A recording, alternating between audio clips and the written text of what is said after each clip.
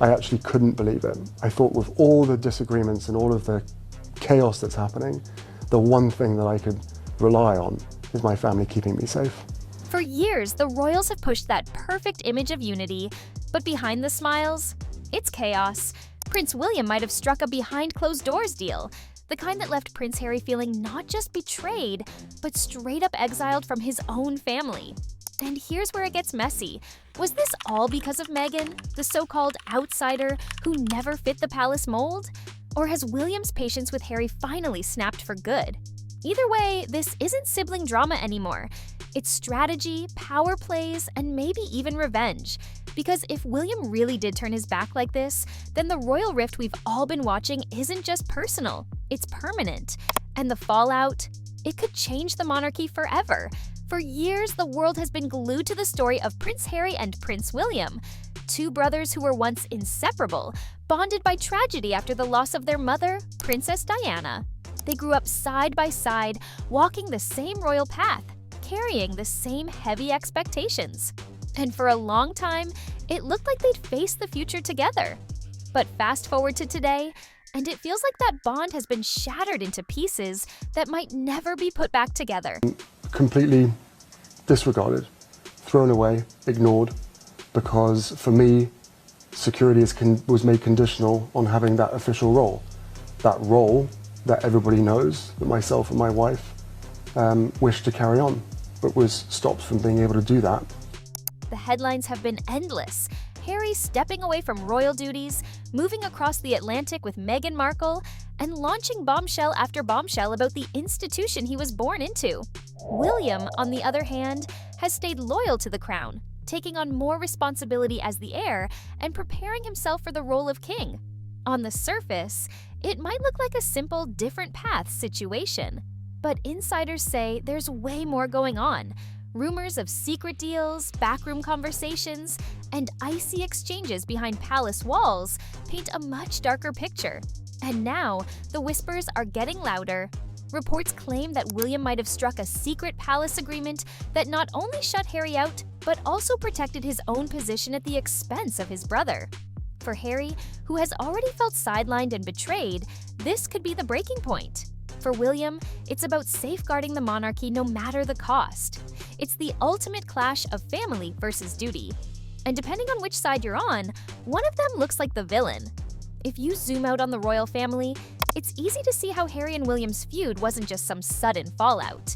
It's been years in the making, with layers of decisions, actions, and confessions that chipped away at their brotherly bond until there was basically nothing left. William's anger didn't come out of thin air. Harry gave him reasons, one after another, knowingly or not. And if you map it A to Z, you'll see the full pattern. William grew up with the weight of the crown on his shoulders, while Harry lived in his shadow. That contrast shaped everything. William's every move was about duty, Harry's about carving an identity that wasn't just the second son. Diana's death only deepened the divide. William coped by becoming more controlled, more careful, aligning himself with the institution as a way of finding stability. Harry, on the other hand, spiraled into rebellion, partying, getting caught in scandals, struggling with anger and grief that the palace didn't let him express. William turned inward, Harry lashed outward. That split personality carried into adulthood, and by the time Meghan Markle entered the picture, the brothers were already on different paths. For William, Meghan was a disruption. William is famously cautious, and the crown depends on stability. He and Kate built their entire brand on predictability. Duty, family, quiet strength. Meghan was different.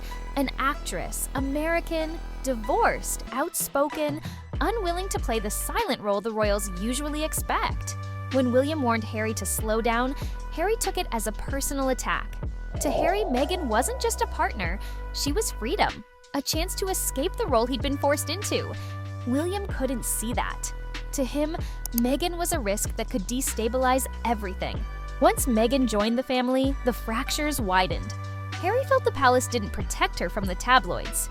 He watched as Meghan was racially stereotyped, picked apart for the smallest details, while Kate was praised for doing the exact same things.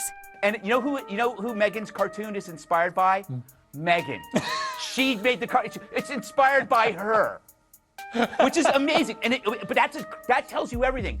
That in the woke world, it is not actually about helping people. It's a disguise. It's a virtue signal that helps you, that makes you look good. Right. And there's perfect evidence of this because they never help anybody but themselves. And they never when mean they it. fail, they don't even change course. Yeah, they never mean it. It's never about actually anything but enriching themselves. When Meghan touched her baby bump, she was accused of showing off. When Kate did, it was maternal. To Harry, it felt like the palace was feeding stories to the press to protect William and Kate while throwing Meghan under the bus. That belief destroyed his trust, not just in the institution, but in William himself. William saw things differently. From his perspective, Harry and Meghan were breaking protocol, overshadowing the family, drawing attention for the wrong reasons. Every interview, every headline, every show of independence was, to William, another example of Harry putting himself above the monarchy. The two weren't just disagreeing. They were living in opposite worlds. William saw loyalty to the crown as survival. Harry saw rebellion as survival. The clash exploded with the Oprah interview. For the first time, Harry and Meghan publicly accused the royal family of racism and cruelty. Was the move about getting away from the UK press, because the press is, is everywhere, or was the move because you weren't getting enough support from the firm?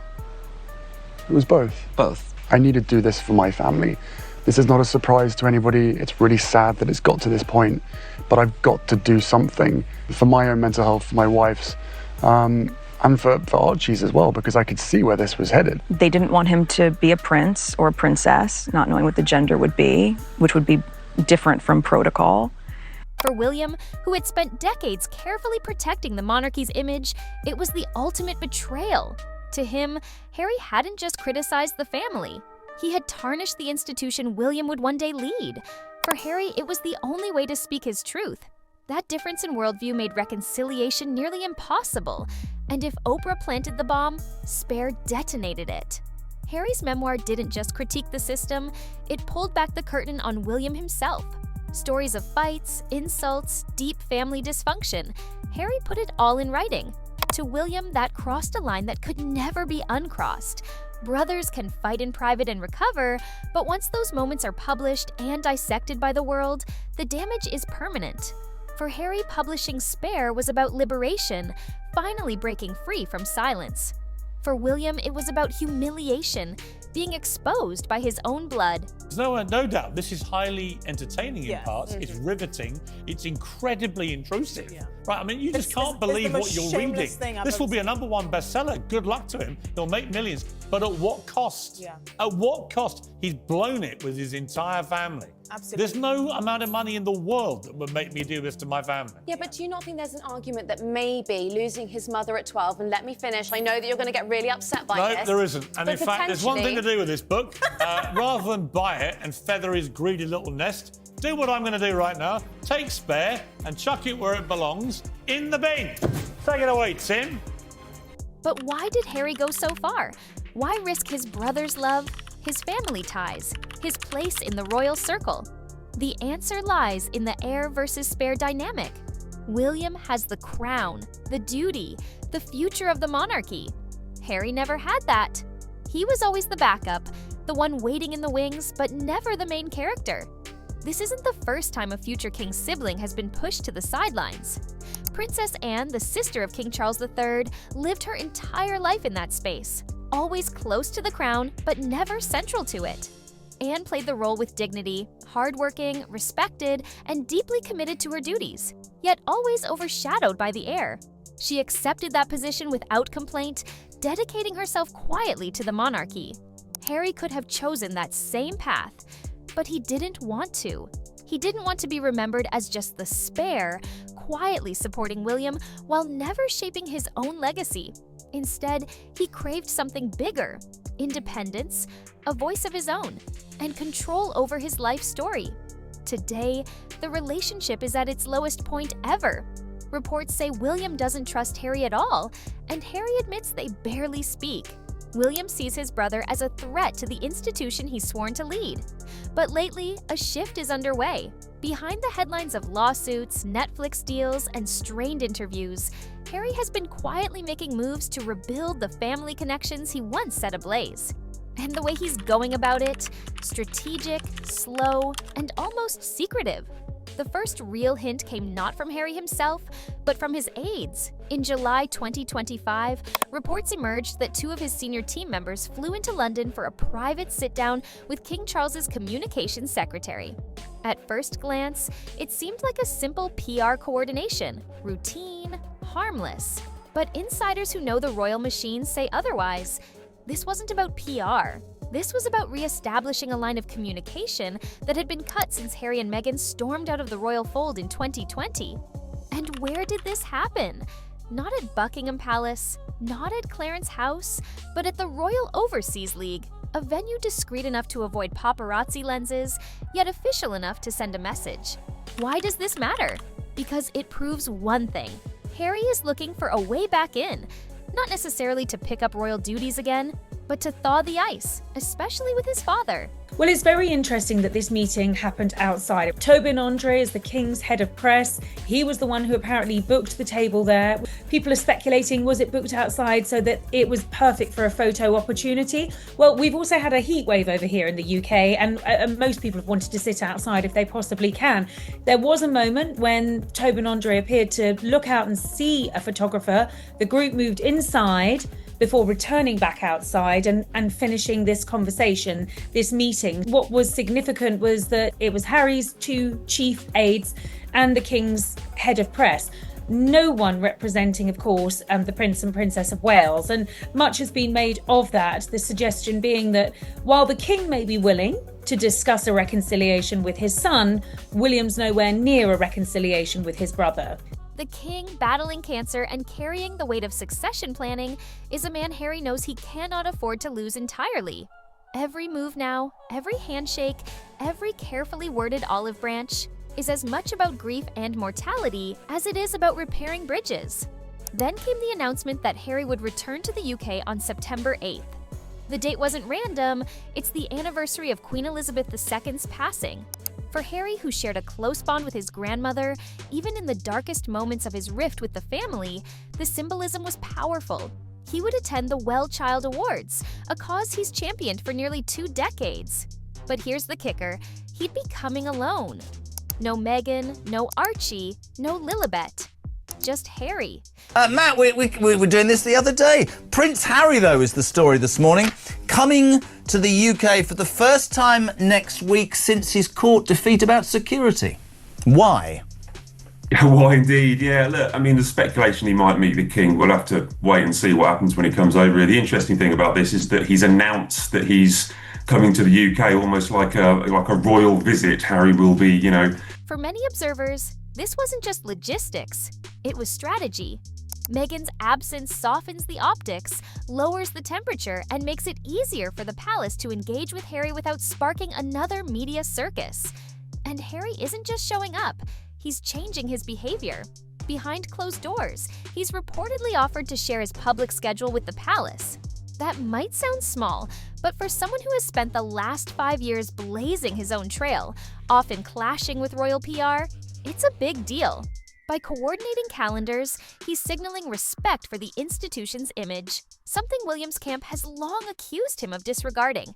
In short, Harry is making it harder to label him as a rogue operator. But this isn't just about strategy, it's about sentiment. In a recent BBC interview, Harry admitted, perhaps more vulnerably than ever, how much he misses his father. He spoke about the fragility of life, about forgiveness, and about the importance of not letting the rift become permanent. The message was clear. He's not angling for titles or duties. He's aching for family. There is a lot of control and ability in my father's hands. Ultimately, this whole thing could be resolved through him, not necessarily by intervening, but by stepping aside, allowing the experts to do what is necessary and to carry out an RMB. That said, this all was initiated under a previous government. He's aching for family. And yet, it's impossible to separate the personal from the political in the House of Windsor. Every word, every gesture doubles as strategy. Still, caution rules the palace. Charles, facing health concerns and wary of more disruption, may be more open to reconciliation. But William? That's where things get complicated. William reportedly views Harry's recent moves with suspicion, even resentment. From his perspective, Harry is not rebuilding, but rebranding, using the king's illness and family grief as leverage to claw back relevance. Palace insiders warn that William has drawn a hard line: no official return, no shared stage, and no forgiveness until Harry demonstrates real discretion. Every accusation of racism, every story of dysfunction, every televised confessional chipped away at the very thing William has been trained to protect: the monarchy's image. This is why whispers of a secret palace agreement feel so plausible. According to multiple royal commentators, William has been working behind closed doors to insulate himself, Kate, and their children from Harry's chaos. The alleged deal isn't just about appearances, it's about structure. One version suggests William struck an understanding with palace advisors that limits Harry's access to royal resources, communication channels, and even family events. Another version claims it's more personal, that William told his father he would only take on additional royal duties if Harry was officially sidelined. But here's where the deception angle comes in. Publicly, William has projected restraint. He doesn't attack Harry in interviews. He doesn't clap back in the press. He lets the palace machine do the talking while he plays the dutiful heir. But privately, reports say he's more ruthless than people realize. By allowing leaks about Harry's rift with the family, by subtly painting Meghan as the outsider, and by holding the moral high ground in silence, William's built a narrative where he looks like the steady one, and Harry looks like the rebel who lost control. That's not an accident. It's optics. The Oprah interview was the turning point. Harry and Meghan's allegations of racism within the family sent shockwaves worldwide. William's response, "We are very much not a racist family," was short, stiff, and carefully chosen. Sir, have you spoken to your brother since the interview? No, I haven't spoken yet, but I will do. And can you just let me know, is the royal family a racist family, sir? No, we're very much not a racist family. Prince William is the consummate professional when it comes to being on engagements, and he's done this for a very long time. And I think he was probably very prepared for a question to be asked. But what followed behind the palace gates was more telling. Reports say William demanded tighter control of messaging, particularly around his children. He wanted a firewall. Nothing Harry said should ever be allowed to cast a shadow on George, Charlotte, or Louis. That wasn't just about parenting, it was about preserving the direct line of succession, making sure the next chapter of the monarchy remained untouchable. Then came Spare. Harry's memoir didn't just reopen wounds, it ripped them wide. Stories of fights with William, accusations of coldness, the infamous dog bowl incident. It was all out there. For William, this wasn't just sibling rivalry spilled onto the page, it was betrayal. Brothers can argue, even physically fight, but to memorialize it for the world? To William, that was beyond forgiveness. And that's when insiders say he fully hardened his stance. No reconciliation without absolute silence. In other words, if Harry wanted back in, he'd have to stop talking forever. But William knows something Harry doesn't. Silence is power. By saying less, William has made Harry say more. And the more Harry talks, the more he looks like the problem child, while William looks like the patient heir. That in itself is a power play. He doesn't need to attack Harry directly, he just has to stand still and let Harry unravel. Yet there's another layer here: Kate. Behind every move William makes, Kate's influence looms large. She represents stability, family, tradition. The contrast between Kate and Meghan has always been one of the palace's sharpest tools, even if unofficially. When Kate is photographed baking cakes with her kids, while Meghan is portrayed as complaining from California, the public doesn't see nuance. They see sides. William knows this, and insiders suggest he uses it to his advantage, doubling down on the Cambridge brand as a way to quietly diminish Harry and Meghan's credibility. Now, is this duty or deception? That depends on where you stand. If you believe William is simply protecting the crown, then everything makes sense. He's the heir. He has no choice but to think long-term, to put the monarchy above personal grievances, to treat Harry as a potential liability rather than a brother. But if you see the situation through Harry's lens, it's deception of the highest order. William pretending to be the calm, collected heir while pulling strings behind the scenes to isolate Harry even further. Now, let's bring in the name that the Palace Whisper Network and tabloids always circle back to, Meghan Markle. Because, like it or not, the moment Meghan stepped into the royal picture, the entire dynamic between Harry and William shifted. From the very beginning, Meghan wasn't like anyone the royal family had dealt with before. She was an actress, American, biracial, divorced, outspoken, and used to controlling her own narrative. Basically everything the royal institution wasn't. The monarchy thrives on silence, discretion, and carefully scripted appearances. Meghan was Hollywood, independence, and authenticity. To Harry, that was exactly what made her so magnetic. To William, that was exactly what made her dangerous. The palace expected Meghan to mold herself to the system, but Meghan never played by those rules. She didn't just marry into the family, she came in with her own ideas, her own career, and her own voice. She's just become a parody. I just find her so hilarious. Like, if you sat down to write the character of a woman who'd thrown the royal family under the bus, accused them of racism, you've taken the title but you don't want any of the responsibility, and you swan off to California and make rainbow fruit platters. I mean, she's just a joke. Early on, you could see the cracks forming. Reports surfaced about Meghan's frustration with royal protocol, from wardrobe restrictions to being told not to speak up about causes she cared about. Instead of shrinking, she doubled down, pushing Harry to think about life beyond palace walls. And that's where the tension with William exploded. William, the heir, believed stability was survival. Harry, the spare, felt suffocated. Meghan gave him a glimpse of another life, one where he didn't have to play second fiddle forever. She didn't just become his partner, she became the key to his independence. Suddenly, it wasn't just Harry and William against the world. It was Harry and Meghan versus the monarchy. But here's the thing. Meghan wasn't just disrupting protocol. She was disrupting the royal hierarchy. For centuries, the monarchy has depended on a strict order of importance. The heir's spouse, and the heir's children at the center, while everyone else orbits around them. When Meghan and Harry started drawing huge global attention, sometimes more than William and Kate, it upset that order. Meghan's presence didn't just challenge tradition, it threatened to outshine the very people at the heart of the institution. Think about it. Tours where Meghan and Harry received massive crowds, interviews where Meghan's words became headlines, fashion moments where she set trends faster than Kate. Meghan says during the preparation of her wedding to Prince Harry, there was a confrontation between she and Kate over flower girl dresses. It made me cry, and it really hurt my feelings. And I thought, in the context of everything else that was going on in those days leading to the wedding, that it didn't make sense to not be just doing what everyone else was doing, which was trying to be supportive, knowing what was going on with my dad and whatnot. The palace thrives on image management, and here was Meghan rewriting the script. For William, that wasn't just irritating, it was destabilizing.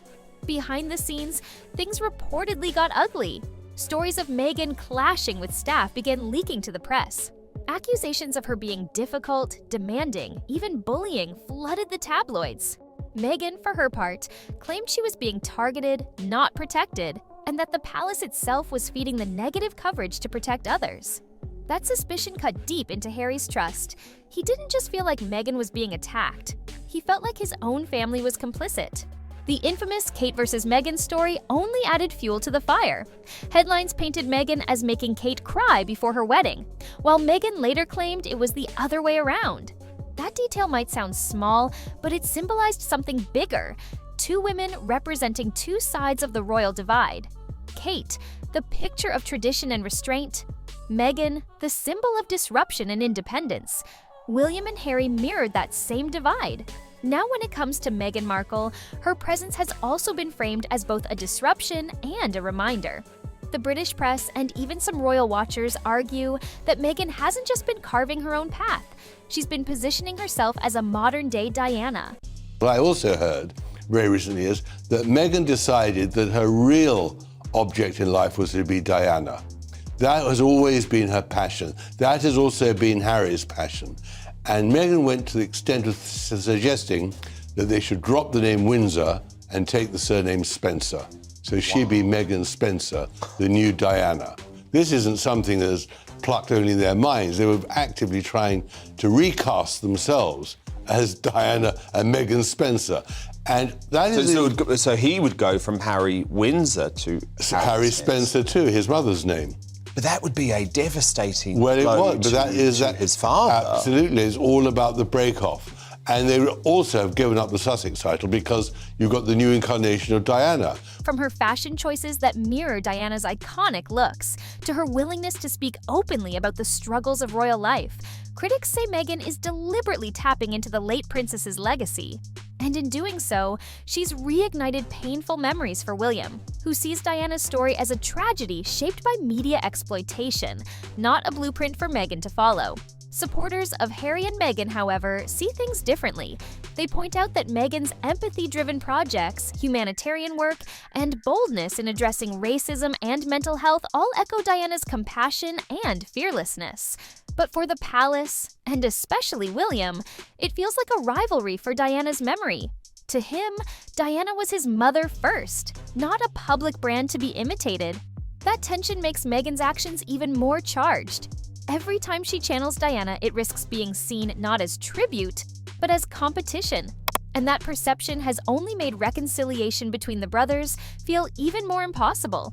At this point, reconciliation between Harry and William feels less like a possibility and more like a fantasy. The idea of the brothers ever standing shoulder to shoulder again is something tabloids keep dangling in front of us. But when you actually look at the facts, Harry has burned through every bridge he had. He didn't just distance himself from the monarchy, he actively tore it down. And when you cross a family built on duty and reputation, there's no easy way back. But let's be real, this is Harry we're talking about. He's made a career out of playing the victim while pointing fingers at everyone else. The odds of him taking real accountability are slim to none. And William, who has spent his entire life preparing for the crown, has no incentive to open the door to someone who has proven time and time again that he can't be trusted. In the end, reconciliation isn't just unlikely, it's unnecessary. William has the crown, the institution, and the support of the people.